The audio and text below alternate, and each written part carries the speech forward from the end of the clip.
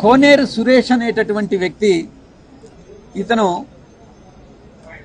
Telugu Desam party electoral సెల్లో ఏదో some పొజిషన్లో ఉన్నాడన్నమాట. ఇతను ఒక బల్క్ కంప్లైంట్ని, ఒక ఇంచుమించుగా 10 లక్షల పైచిలుకు ఓట్లన్నీ కూడా ఆంధ్ర రాష్ట్రంలో బోగస్ ఓట్లు అన్నటువంటి కంప్లైంట్ని chief electoral officer Andhra Pradesh, chief CEO of Andhra Pradesh కి కంప్లైంట్ ఇవ్వడం జరిగింది. మా యొక్క మొట్టమొదటి ప్రశ్న, CEO of Andhra Pradesh bulk complaint అనేటటువంటి దాన్ని యాక్సెప్ట్ చేయవచ్చా? యాక్సెప్ట్ చేయడం అన్నటువంటిది వైఎస్ఆర్ కాంగ్రెస్ పార్టీ తప్పుపడతా ఉంది. ఒక వ్యక్తికి 175 నియోజకవర్గాల్లో 25 పార్లమెంటు స్థానాల్లో 10 లక్షల మందో 20 లక్షల మందో 30 లక్షల మందో బోగస్ ఓట్లు ఉన్నారన్నటువంటి విషయం ఎలా తెలుస్తుంది? కంప్లైంట్ అన్నటువంటిది బిఎల్ఏస్ ఇవ్వాలి, ఆయా నియోజకవర్గంలో ఉన్నటువంటి బిఎల్ఏస్ ఇవ్వాలి. ఆ బిఎల్ఏస్ చెప్పాలి ఏది బోగస్ కంప్లైంట్ అన్నటువంటిది. అంతేకాని ఒక వ్యక్తి, తెలుగుదేశం పార్టీకి చెందినటువంటి ఒక వ్యక్తి రాష్ట్రంలో 175 స్థానాల్లో ఎన్ని బోగస్ ఓట్స్ ఉన్నాయి అన్నటువంటిది చెప్పాడు, కంప్లైంట్ ఇచ్చాడు అని అంటే ఆ కంప్లైంట్లే బోగస్ కంప్లైంట్. కాబట్టి అతని మీద చర్యలు తీసుకోవాలి అన్నటువంటి విషయాన్ని మేము ఎలక్షన్ కమిషన్ దృష్టికి తీసుకురావడం జరిగింది. ఇక మేము అతను ఇచ్చిన కంప్లైంట్ని చీఫ్ ఎలక్టర్ సిఇఓ ఆంధ్రప్రదేశ్ జిల్లా మొత్తం 26 జిల్లాలకి కలెక్టర్లకి పంపించడం జరిగింది. 26 జిల్లాల కలెక్టర్లకి కూడా పంపించినటువంటి ఈ యొక్క కంప్లైంట్ దాన్ని ఈఆర్ఓస్,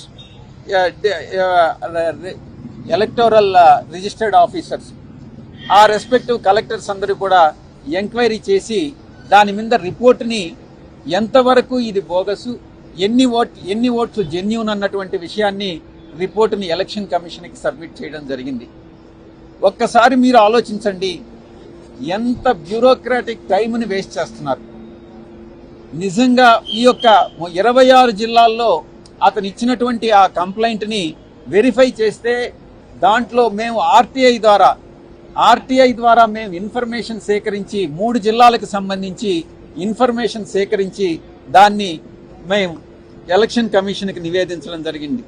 మొట్టమొదటిది కర్నూలు జిల్లాలో సురేష్ ఇచ్చినటువంటి, టీడీపీ ఇచ్చినటువంటి కంప్లైంట్ ప్రకారం 67,370 బోగస్ ఓట్లు ఉన్నాయని చెప్పడం జరిగింది.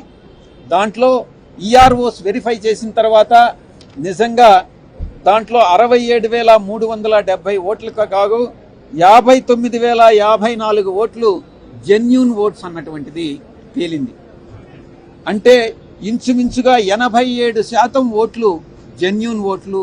మిగతా ఓటర్స్ కూడా ఒక నియోజకవర్గం నుంచి ఇంకొక నియోజకవర్గానికి మైగ్రేట్ అయి ఉండొచ్చు, కొంతమంది చనిపోయి ఉండొచ్చు.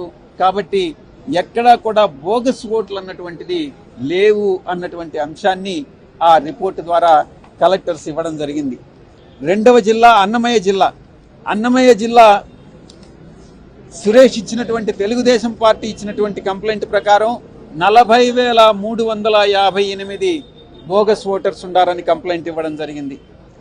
దాంట్లో ఈఆర్ఓస్ ఎంక్వైరీ చేసినప్పుడు 25,097 మంది జెన్యూన్ ఓటర్స్ అని తేలింది. అంటే ఇంచుమించుగా 62% ఓటర్సు జెన్యూన్గా ఉన్నారు, అక్కడే నివసిస్తూ ఉన్నారు, వాళ్ళు ఎలిజిబుల్ అన్నటువంటి విషయాన్ని ఎలక్షన్ కమిషన్కి నివేదించడం జరిగింది.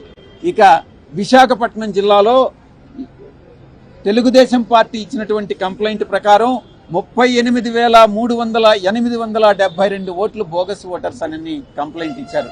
దాంట్లో ఆ 32,000కి సంబంధించి 26,123 ఓట్లు జెన్యూన్ ఓట్లుగా తేల్చారు.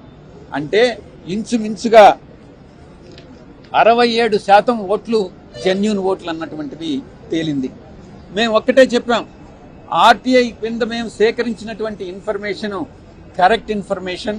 ఆ సమాచారాన్ని బట్టి తెలుగుదేశం పార్టీ ఉద్దేశపూర్వకంగా వైఎస్ఆర్ కాంగ్రెస్ పార్టీ ఓటర్స్ని టార్గెట్ చేస్తూ ఉంది. కాబట్టి వైఎస్ఆర్ పార్టీ సింపథైజర్స్ని టార్గెట్ చేస్తూ ఉంది.